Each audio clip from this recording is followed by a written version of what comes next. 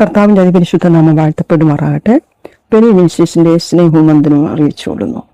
ഇന്ന് നാം ചിന്തിക്കുന്നത് ദൈവത്തിൻ്റെ ഉത്തമനായ യേശു ക്രിസ്തു എന്തുകൊണ്ട് മാനുഷ്യ സാദൃശ്യത്തിൽ ഭൂമിയിലേക്ക് ഇറങ്ങി വന്നു. വേദപുസ്തകം പറയുന്നു, മനുഷ്യർ ജഡരക്തങ്ങളോട് കൂടിയവർ ആകൊണ്ട് ദൈവത്തിൻ്റെ പുത്രനായ യേശു നമ്മെപ്പോലെ ജഡരക്തങ്ങളോടുകൂടെ മറിയുടെ ഉദരത്തിൽ ദൈവത്തിൻ്റെ ആത്മാവിനാൽ ദൈവശക്തിയാൽ ജനിച്ചു. ഓർക്കുക, സാക്ഷാൽ സത്യദൈവവും സൃഷ്ടാവുമായ കർത്താവും മാനുഷ്യ സാദൃശ്യത്തിൽ ഭൂമിയിലേക്ക് ഇറങ്ങി വന്നതിൻ്റെ ദൈവിക രഹസ്യം നമ്മെ ജഡരക്തങ്ങളോടുകൂടി ജനിപ്പിച്ച അതേ ദൈവം മാനുഷ്യ സാദൃശ്യത്തിൽ മനുഷ്യനെ രക്ഷിപ്പാൻ ഭൂമിയിലേക്ക് വന്നു. നമ്മെക്കുറിച്ച് തന്നെ അവബോധമുള്ളവരായിരിക്കണം.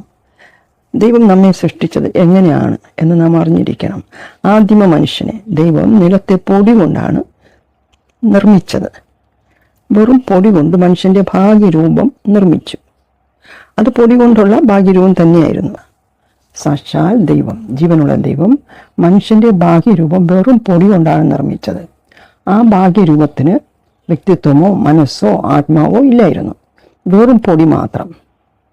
എന്നാൽ ദൈവത്തിൻ്റെ ജീവശ്വാസം താൻ കൈ കൊണ്ടുണ്ടാക്കിയ, ആ പൊടി കൊണ്ടുണ്ടാക്കിയ മനുഷ്യരൂപത്തിൻ്റെ മൂക്കിൽ ഊതിയപ്പോൾ വിശുദ്ധ വേദപുസ്തകം പറയുന്നു, മനുഷ്യൻ ജീവനുള്ള ദേഹിയായി തീർന്നു.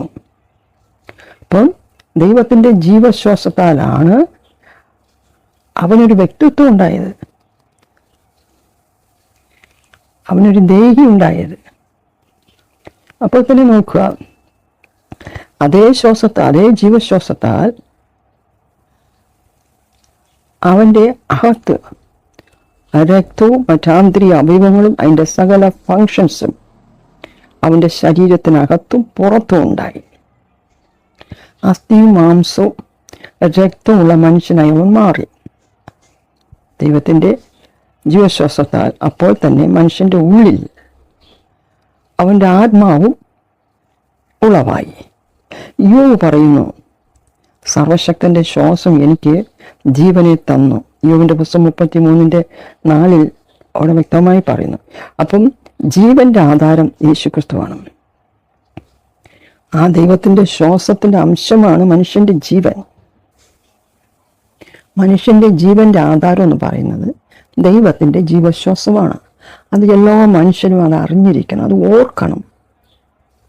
അപ്പോൾ ജീവനുള്ള ദൈവമായതുകൊണ്ടാണ് ജീവിപ്പിക്കുന്ന ദൈവത്തിൻ്റെ ജീവശ്വാസം ആദിമ മനുഷ്യൻ്റെ മൂക്കിൽ അവിടെ ഊതിയപ്പോൾ അവനൊരു വ്യക്തിത്വം ഉണ്ടായി.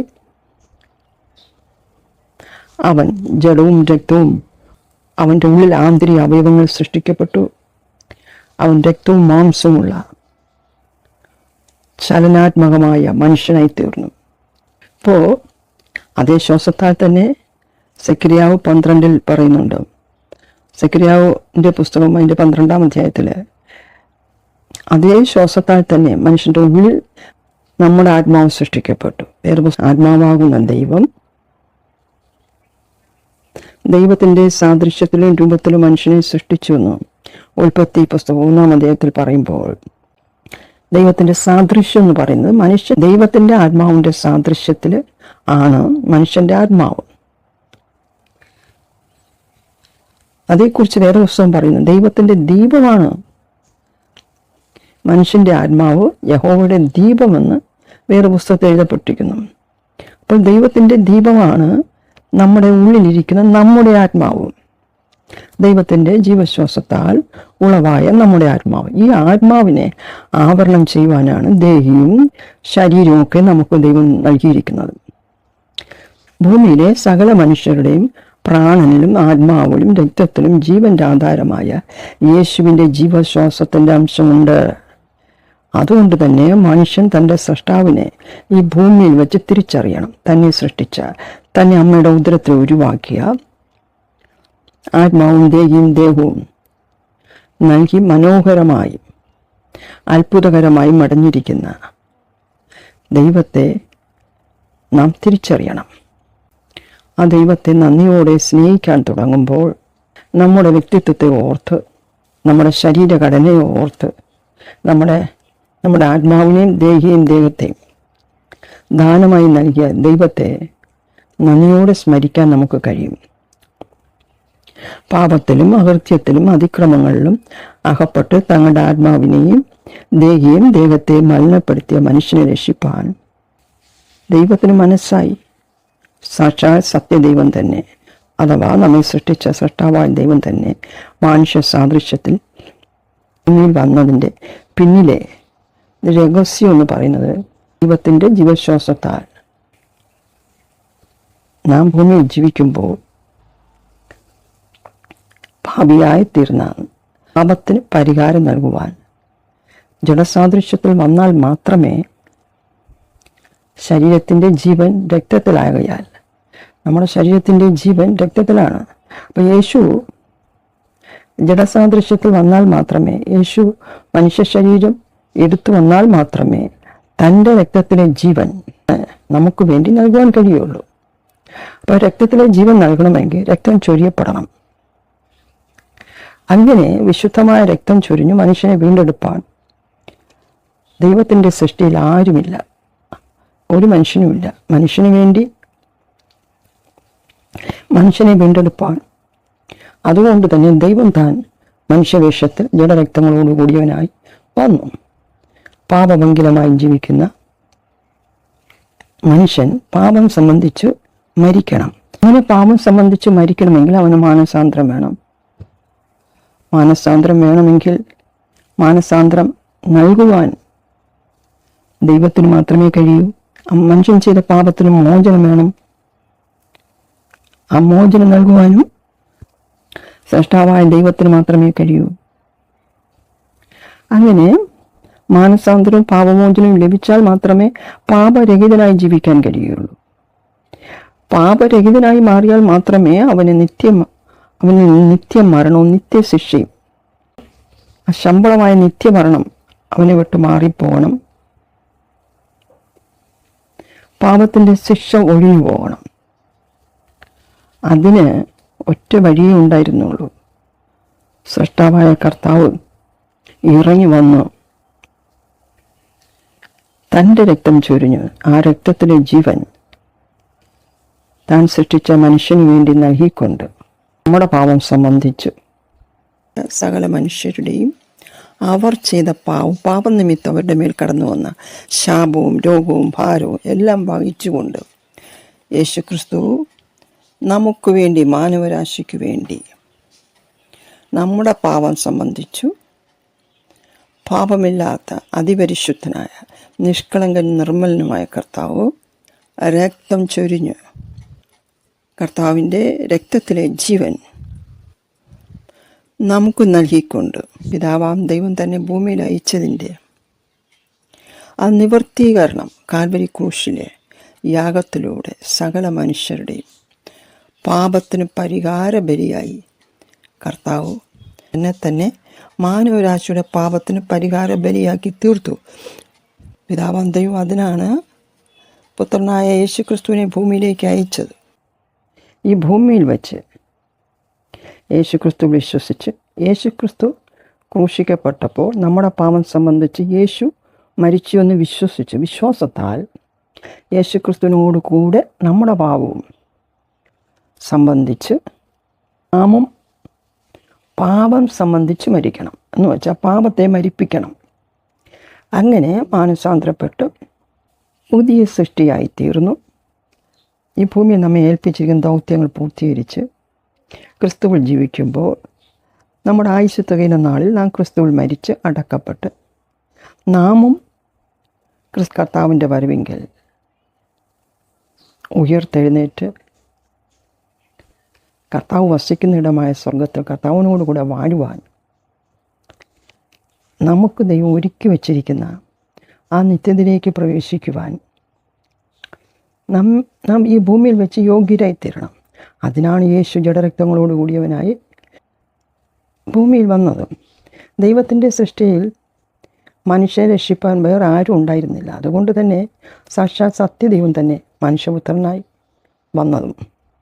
ക്രിസ്തുവിൻ്റെ രക്തത്തിലാണ് ആ ജീവൻ മനുഷ്യൻ്റെ സൃഷ്ടിപ്പിൽ. ആ ജീവശ്വാസമാണ് ആദാമിൻ്റെ മേൽ ഊതിയത്. അപ്പോൾ ജഡസാദൃശ്യത്തിലായ യേശുവിൻ്റെ രക്തത്തിലാണ് ജീവൻ.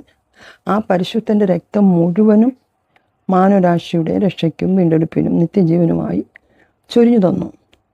സ്വർഗവും ആകാശവും ഭൂമിയിലും ഒതുങ്ങാത്ത ദൈവം, ആ ദൈവം മാനുഷ്യ സാദൃശ്യത്തിലായപ്പോൾ തൻ്റെ സൃഷ്ടിയായ മനുഷ്യനെ മാനവരാശി മുഴുവനും രക്ഷിപ്പാൻ മതിയായ തിരുരക്തം, പാവനമായ പുണ്യാക രക്തം നമുക്കായി ചൊരിഞ്ഞു.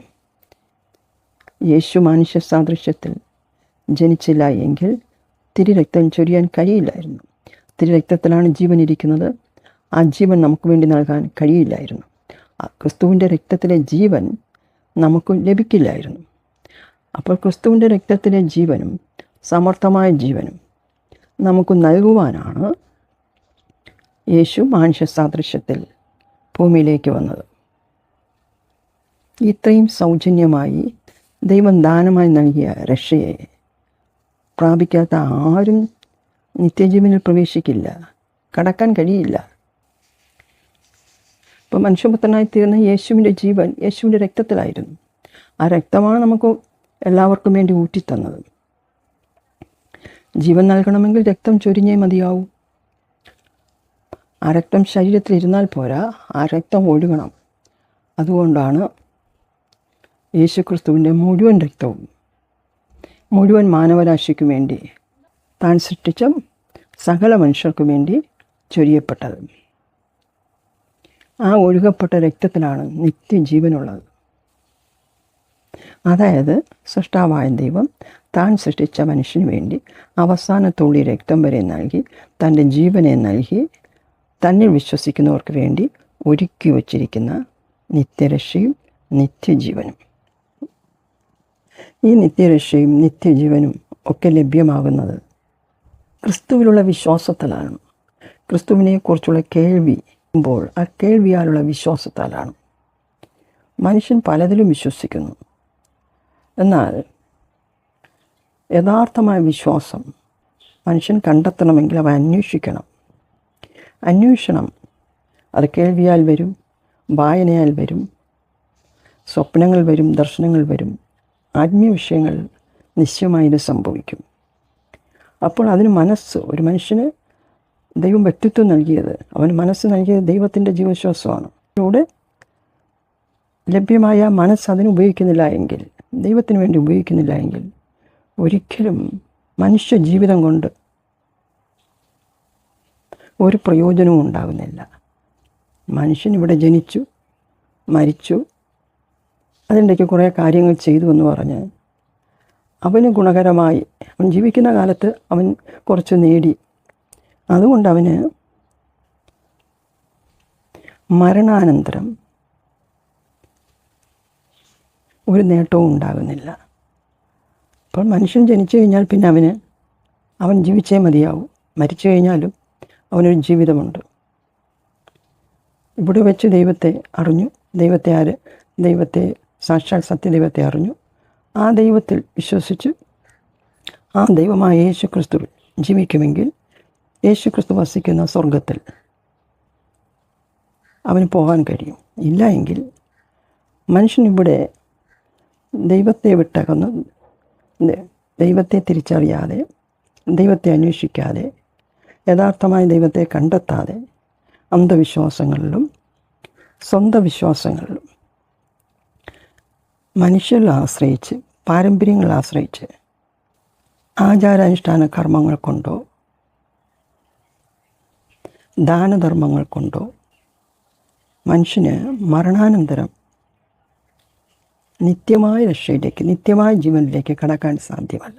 ഇവിടെ വെച്ച്, ഭൂമിയിൽ വെച്ച് യേശുവിനെ കണ്ടെത്തുമെങ്കിൽ യേശുവിലൂടെ നിത്യതയിൽ പ്രവേശിപ്പാൻ ക്രിസ്തുവിൻ്റെ രക്തത്തിലൂടെ, ക്രിസ്തുവിൻ്റെ രക്തം ചൊരിയപ്പെട്ട ആ ശരീരത്തിലൂടെ സ്വർഗത്തിലേക്ക് ഒരു വഴി തുറക്കപ്പെട്ടിട്ടുണ്ട്. ആ വഴിയിലൂടെ മാത്രമേ നിത്യരാജ്യത്തിൽ പ്രവേശിക്കാൻ കഴിയുള്ളൂ.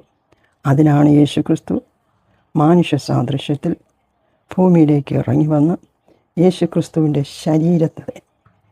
ശരീരത്തെ ക്രൂശിച്ചു. ആ ക്രൂശിക്കപ്പെട്ട ശരീരത്തിലൂടെ, ആ ശരീരമാകുന്ന തിരശ്ശീലയിലൂടെ സ്വർഗത്തിലേക്ക് ഒരു വഴി തുറന്നിട്ടുണ്ട്. ആ വഴിയിലൂടെ മാത്രമേ സ്വർഗത്തിൽ പ്രവേശിക്കാൻ കഴിയുള്ളൂ. അത് യേശു ചെയ്തു. ദൈവത്തിൻ്റെ ഭാഗം ദൈവം ചെയ്തു. ഭൂമിയിൽ വെച്ച് മനുഷ്യൻ ചെയ്യേണ്ട കാര്യം മനുഷ്യൻ ചെയ്താൽ ദൈവം തുറന്നു വച്ചിരിക്കുന്ന ക്രിസ്തുവാകുന്ന വാതിലിലൂടെ, ക്രിസ്തുവാകുന്ന വഴിയിലൂടെ സ്വർഗത്തിലേക്ക് പ്രവേശിക്കാൻ കഴിയും. ഈ വചനങ്ങളാൽ കർത്താവ് എല്ലാവരെയും അനുഗ്രഹിക്കുമാറാകട്ടെ.